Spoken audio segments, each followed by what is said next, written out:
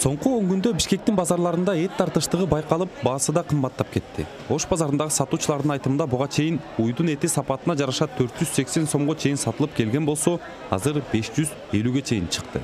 Бир апта мурун 530 сомдон бааланган жылкы эти 630 деп турат. Мындан тышкары тоо эти да 100 сомго чейин кымбаттаган. Майда жандыктын эти болсо 550 сомго чейин сатылууда. Эт жебей калдык. Эмне деген ушулар бир бөлөк 100 сом болуп кетиптир. Эт жок да, эт жебей калдык да. Сизге мындай таасир этип атабы эми бул ба? Аябай жаман да. Бир бөлөктү 100 сом кантип алабыз? Бир эле бөлөк 100 сом болуп кетиптир. Эт алалы деп келсек бүт кымбат экен да.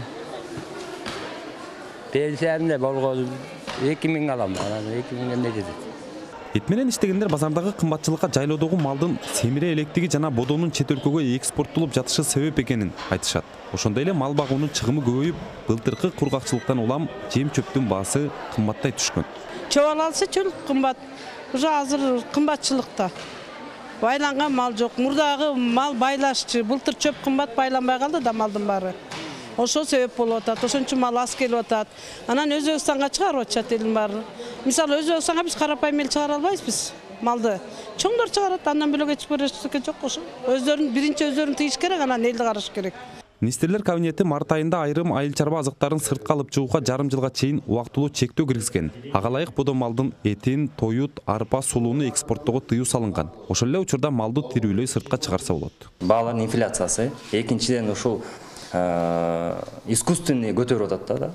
Искусственный дагы баалар да көтөрүлүп атат. Анткени себеби кээ бир айтып атат, ошол поставщиктер Өзбекстанга кетип атат, бодо мал Өзбекстанга кетип атат деп тирүүлөй.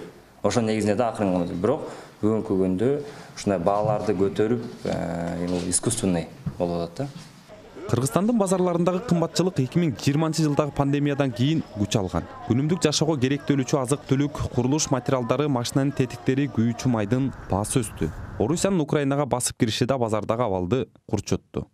Азыр азык-түлүктүн баасына жума сайын акча кошулуп жатат. Ой, келсең эле уже кымбат болуп калат. Биз 10-15 күндө бир келип продукт аласың. Келсең эле кымбаттап кетти деп эле айтат. Алабыз, айла жок эмне кылабыз, аласың да. Май кымбат, күрүч, ун кымбат болуп атат. Кесмелер кымбаттаптыр. Карапайым элге кымбат эле да эмечи. Кыргызстандын тиешелүү мекемелери чет жактан келген азык-түлүктөрдүн баасына кийлигишип же таасир эте албайт.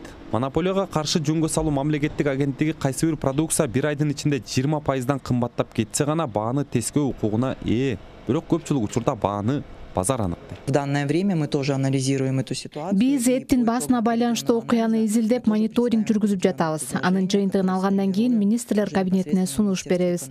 Эгерде эттин баасы бир айдын ичинде 20%дан ашык кымбаттап кетсе, анда өкмөт токтом чыгарышы керек болот. Негизи баалардын өсүшүнө Украинадагы кырдаал да себеп болуп жатат. Анткени логистика түп тамыры менен өзгөрүп кетти. Бир катар өлкөлөр кээ бир азык-түлүктү сыртка чыгарууга тыюу салды. Айыл чарба министрлигинин маалыматына караганда, эң маанилүү делген азык-түлүктөрдүн 9 түрүнүн 3-өөнү гана Кыргызстан өзү камсыздай алат. Алар сүт азыктары, картошка, жашылча жана бакча жемиштери. Эбек Бийбосунов, Нурлан Бейшебаев, Азаттык, Бишкек.